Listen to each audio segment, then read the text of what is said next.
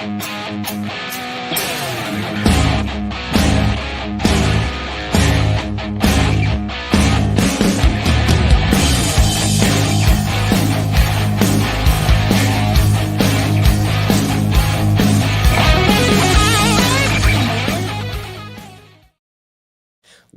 into the Solo Shot Sports Podcast. I'm your host, Dom Manna. Happy Solo Shot Saturday, everybody. We are well over 2,200 solo shots as you've been following along on the TikTok at Solo Shot Sports. So I appreciate all of you there. And man, you see the logo below. The app formerly known as Twitter, since the last time we recorded, has officially changed its final marketing to X. And the logo has changed. The bird is gone. The name Twitter is no more. But you can follow me there at DominicManna44. Framber Valdez of the Houston Astros, my American League Cy Young pick, the guy that I said was going to have a chip on his shoulder playing without Justin Verlander. He goes out there the day the Houston Astros announced that they are trading back for Justin Verlander from the New York Metropolitans. And what does he do? A 93-pitch no-hitter where he was one walk away from a perfect game. Framber Valdez absolutely dominated the third no-hitter in Astros history, the first by a left-handed pitcher. And this is just a reminder to the rest of Major League Baseball that the Astros have two aces. It's not just JV coming back to be that ace to help them push for another title. Framber Valdez is an ace in his own right. Congratulations on making history, Framber. I was absolutely loving to see it. If you haven't checked out the highlights and just the pure dominance and efficiency that he worked with, I could not recommend it more. But when you talk about the Houston Astros, you talk about them getting Justin Verlander, you talk about that pitching staff, you really have to look at the world of the American League West. You see the Angels double down and say, we're not trading Shohei Ohtani. In fact, we are contenders. This is the closest we've been to the playoffs in a long time. If we want to keep Shohei, we need to add pieces. They add Eduardo Escobar. They add Lucas Giolito. They add CJ Cron and Randall Gerchek. And what happens after the trade deadline when it's too late to hit that reset button? The Seattle Mariners, who sold at the deadline, go on a better run than you, and now you're sitting in fourth place behind an improved Texas, an improved Houston, and a Seattle team that apparently had addition by subtraction by getting rid of a few of their win now pieces and still playing good baseball with a good young core. I feel bad for Angels fans already. If you guys do not make the playoffs, Shohei Ohtani's gone. And if you guys don't even come close, it's going to be looked at as a huge fumble of the bag. So definitely need to know your thoughts on the Angels going in. I talked about it in last week's episode, how I liked it, but the smart move would have been to trade Shohei, and it's already looking like a opportunity for them to not get things done. So really interesting stuff going on in the American League West. I talked about the Rangers adding. They didn't just add a Justin Verlander. They added a Max Scherzer to their rotation, along with Jordan Montgomery from the St. Louis Cardinals, Aroldis Chapman, and Chris Stratton in the bullpen. And they're a team that is just really scary. They're put together well, top to bottom, an amazing lineup, now an amazing pitching staff to go along with it. And what's beautiful is Scherzer isn't a rental, so you're getting him for next year as well.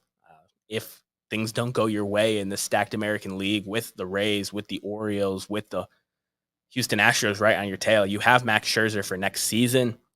So really awesome situation there in the American League West. I think is going to be one of the best divisions to watch down the stretch. Now, the AL East was tiptoeing at the deadline. called by many the best division in baseball. Every team has a winning record. You see the Red Sox buy very small with Luis Urias. You see the Yankees buy very small with a couple bullpen arms. You see the Rays give up Kyle Manzardo, a top prospect, but only for Aaron Savale, a guy who's a good pitcher, but not an ace that you get at the deadline. And then the Orioles, a move that I predicted both on Twitter and on this show.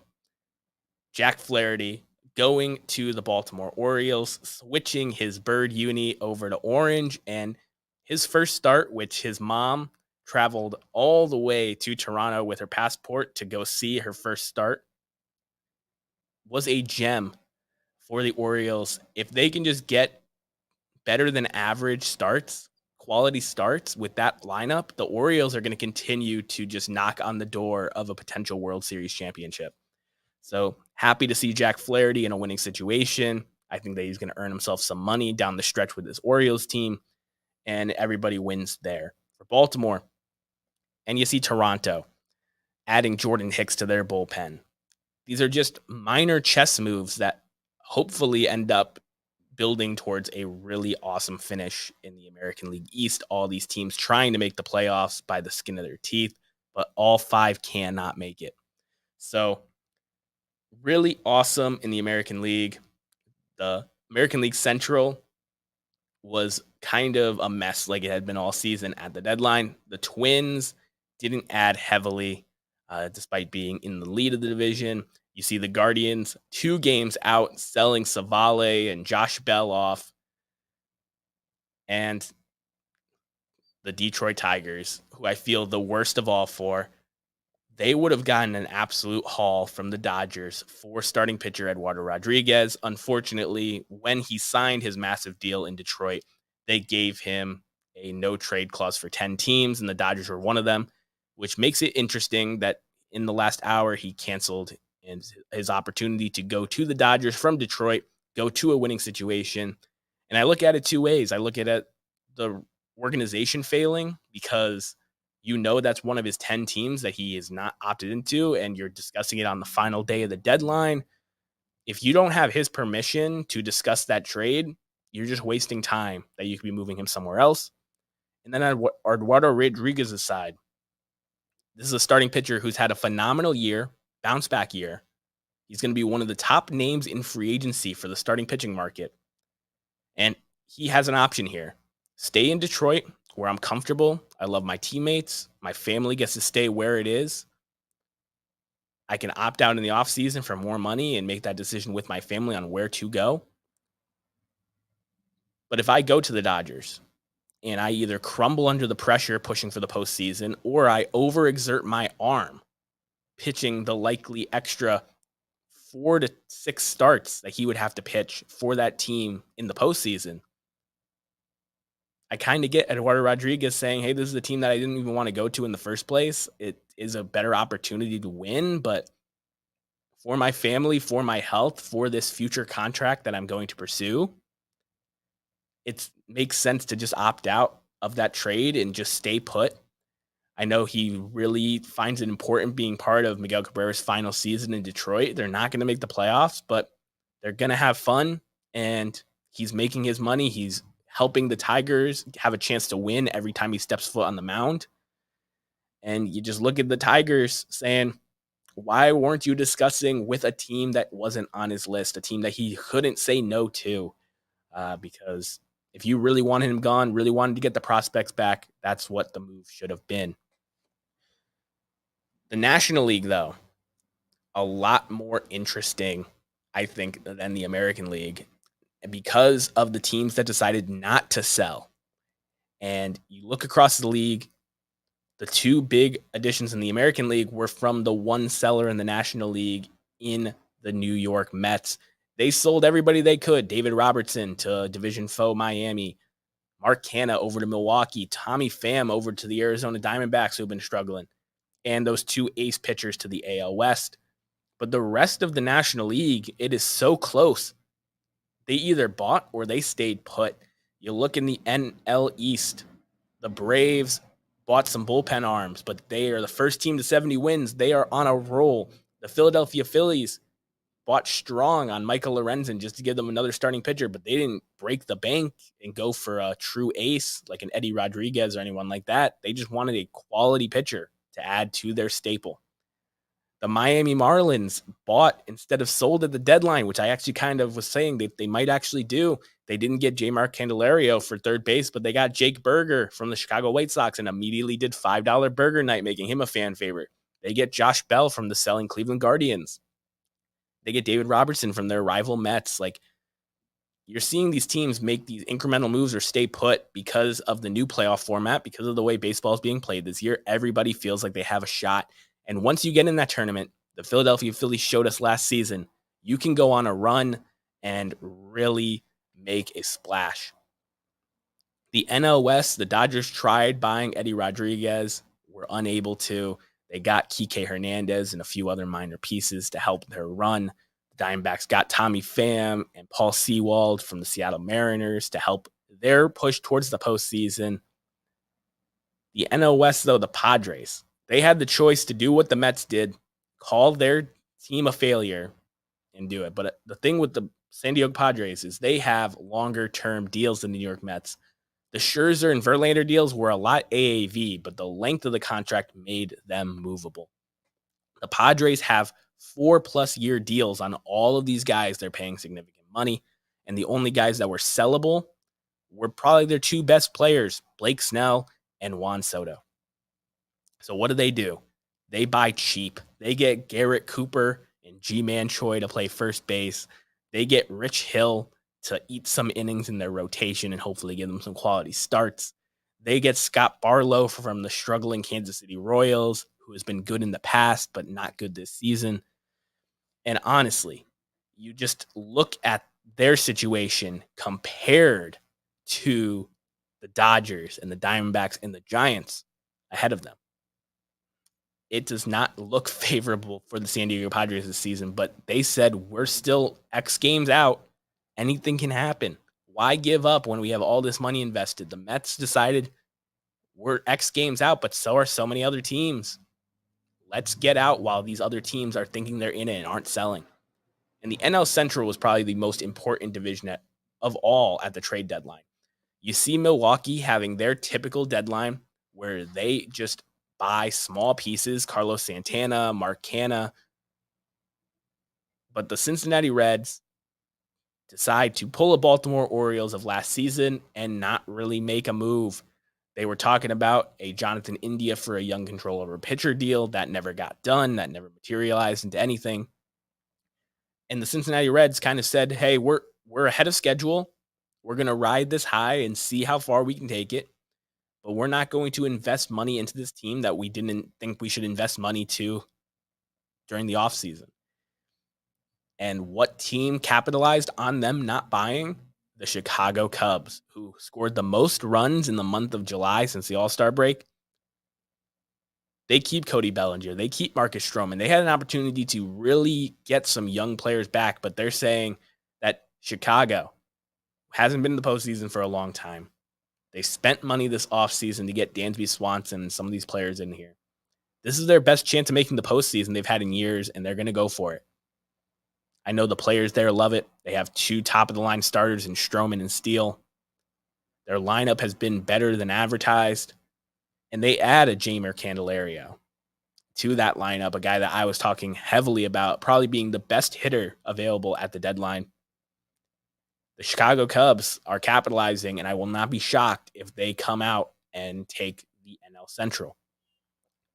Now, for the Cardinals and the Pirates, they kind of know it's not their year. They sold lightly. They didn't sell their core, but they're teams that don't really think that they have a chance in this National League. It's deep, and you have to win the division in the Central to make the playoffs, I think. So them just being honest with themselves and selling off some of their expendable pieces, I commend them for that.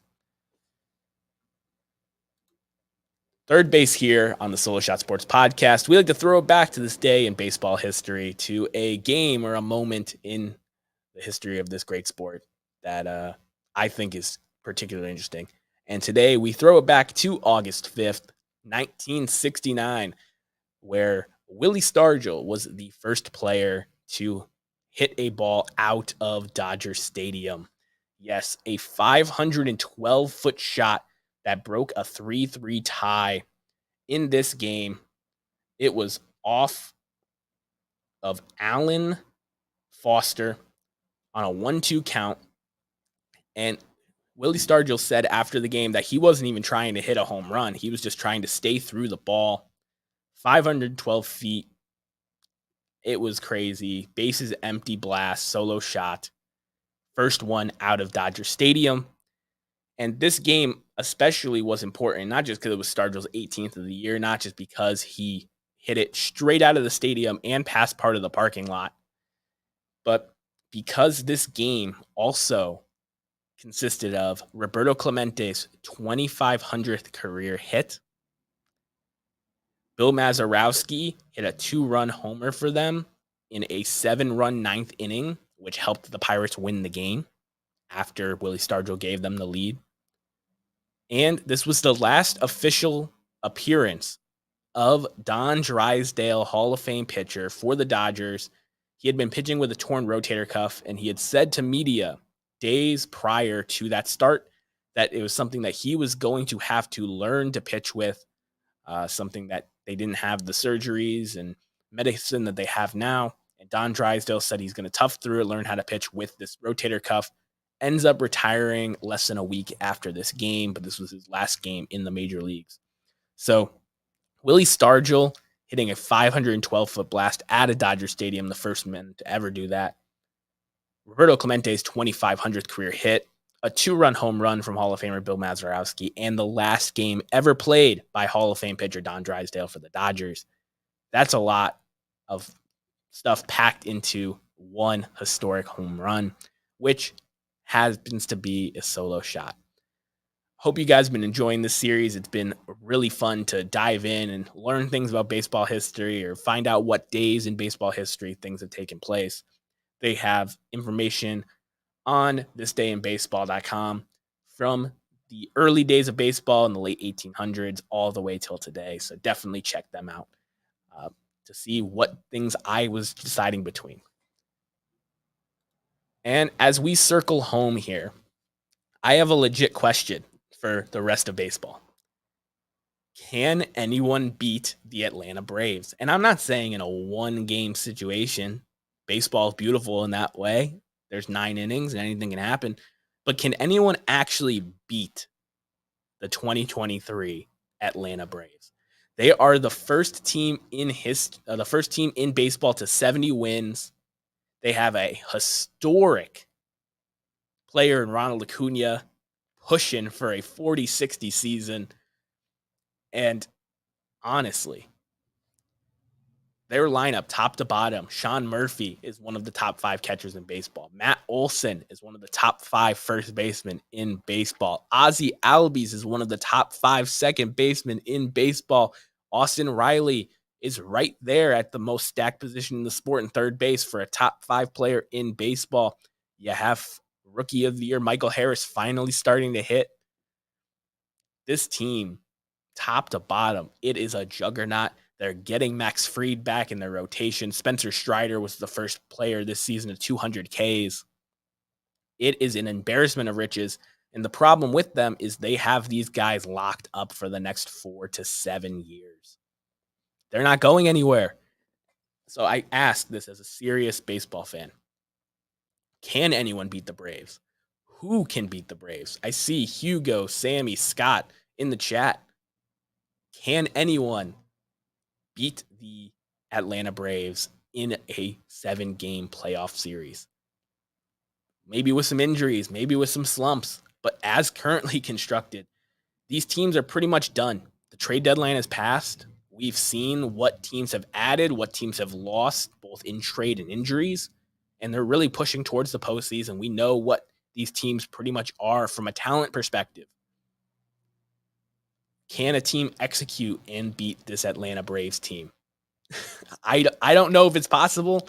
They are far and away the favorites, which means that somehow they will find a way to not win because the favorite usually doesn't end up winning the World Series or the Super Bowl or any championship in sports. But I just don't realistically see it. They make the good pitching staffs look like quadruple A. And it is just unbelievable. I know my buddy Jake is going to love this segment, but I'm realistically asking because it doesn't matter if they're facing one of the worst teams in baseball or one of the best. They come out there slugging. They are trying to break the record for most home runs by a team in a single season. It is just insane. So, baseball, like you said, Sammy, it's unpredictable. And knowing that they're the clear favorites, I expect to pick the field and have somebody else win. I just don't know who it's going to be. And that's something that's beautiful about baseball. The script kind of writes itself and you get to just sit back and watch.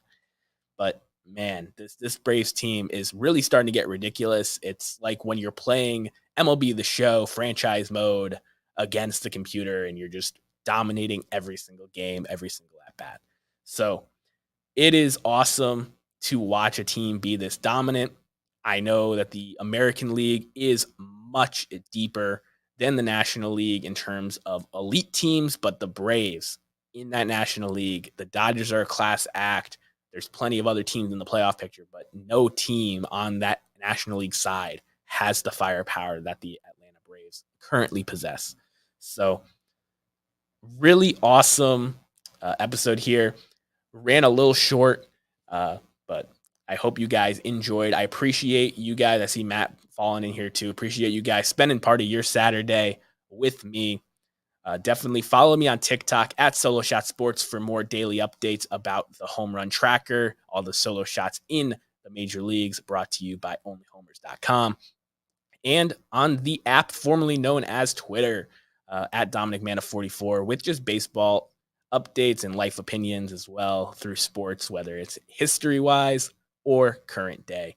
So I appreciate each and every one of you for checking this out. Definitely subscribe if you aren't already. It really helps me out. And final word has to go to my mom, who birthday is today.